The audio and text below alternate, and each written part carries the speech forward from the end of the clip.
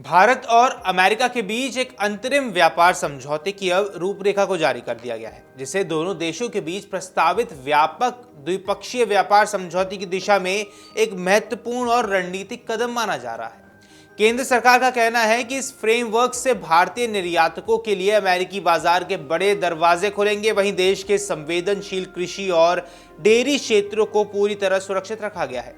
समझौते का focus tariff में कटौती, बाजार पहुंच बढ़ाने और संतुलित व्यापार व्यवस्था बनाने पर है, ताकि व्यापार विस्तार के साथ घरेलू हितों की भी रक्षा हो सके।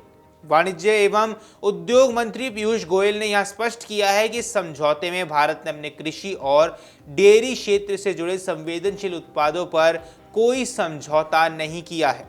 मक्का, गेहूं, चावल, सोयाबीन, पोल्ट्री, दूध, चीज, एथेनॉल, तंबाकू, कुछ सब्जियां और मांस उत्पादों को संरक्षण दिया गया है। सरकार का तर्क है कि इन क्षेत्रों से करोड़ों लोगों की आजीविका जुड़ी हुई है, इसलिए व्यापार उदारीकरण के बीच किसानों और ग्रामीण अर्थव्यवस्था की सुरक्षा को प्राथमिकता दी गई है।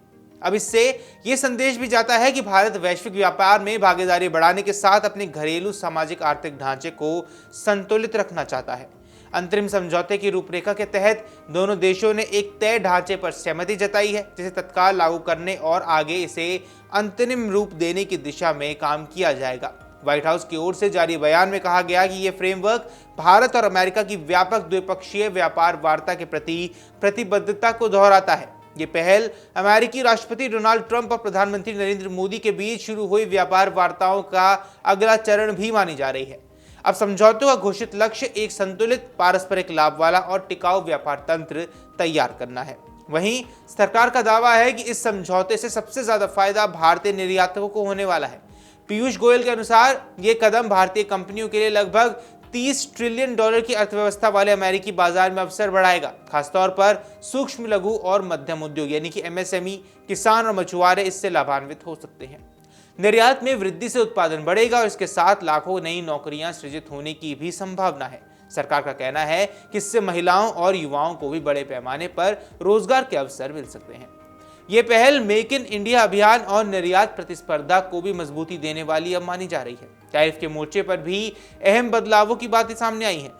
जानकारी की माने तो अमेरिका भारतीय वस्तुओं पर लगाए गए अतिरिक्त 25% ड्यूटी हटाने पर सहमत हुआ है। साथ ही भारतीय उत्पादों पर पारस्परिक टैरिफ दर घटाकर 18% करने की बात कही गई है। टेक्सटाइल, परिधान, leather, footwear, plastic, rubber, organic chemicals, home decor, हस्तशिल्प उत्पाद और कुछ मशीनरी सेक्टर को इसमें विशेष लाभ जरूर मिल सकता है। इसके अलावा जेनेरिक दवाओं, रत्न हीरा और एयरक्राफ्ट पार्ट्स पर टैरिफ को शून्य करने की बात भी सामने आई है, जो भारतीय उद्योग के लिए बड़ा अवसर हो सकता है।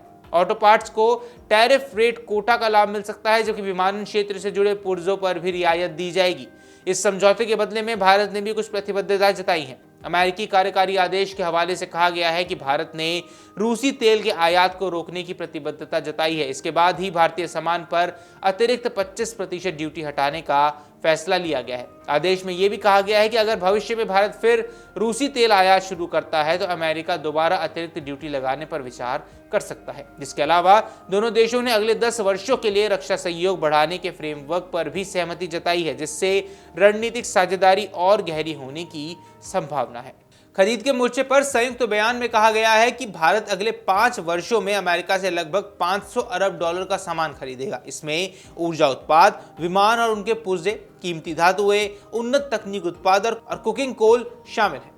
दोनों देश डेटा सेंटर में उपयोग होने वाले ग्राफिक प्रोसेसिंग यूनिट यानी कि GPU और अन्य टेक उत्पादों के व्यापार को बढ़ावा देने पर भी सहमत हुए हैं। डिजिटल व्यापार में बाधाओं को कम करने और स्पष्ट नियम बनाने पर भी जोर दिया गया है, ताकि टेक्नोलॉजी और डेटा से जुड़े क्षेत्रों में सहयोग सुगम हो सके। संयुक्त बयान में इस अंतरिम समझौते को दोनों देशों की साझेदारी के एक ऐतिहासिक मील का पत्थर बताया गया है। इसमें अतिरिक्त बाजार पहुंच, मजबूत और विविधीकरण सप्लाई चेन तथा संतुलित व्यापार नियमों की दिशा तय की गई है। उद्देश्य ये है कि इस अंतरिम फ्रेमवर्क के आधार पर आगे चलकर एक व्यापक और दीर्घकालिक व्यापार समझौते को अंतरिम रूप दिया जाए। सरकार का मानना है इससे न केवल निर्यात और निवेश बढ़ेगा, बल्कि तकनीकी सहयोग, औद्योगिक विकास और रक्षा साझेदारी में भी नई गति आएगी, जिससे भारत अमेरिका संबंधों को आर्थिक और रणनीतिक दोनों स्तरों पर मजबूती मिल सकती है। अगर आप ये वीडियो YouTube पर देख रहे हैं तो हमारे चैनल को सब्सक्राइब कर बेल आइकन दबाएं और Facebook पर देख रहे हैं तो हमारे पेज को लाइक करें।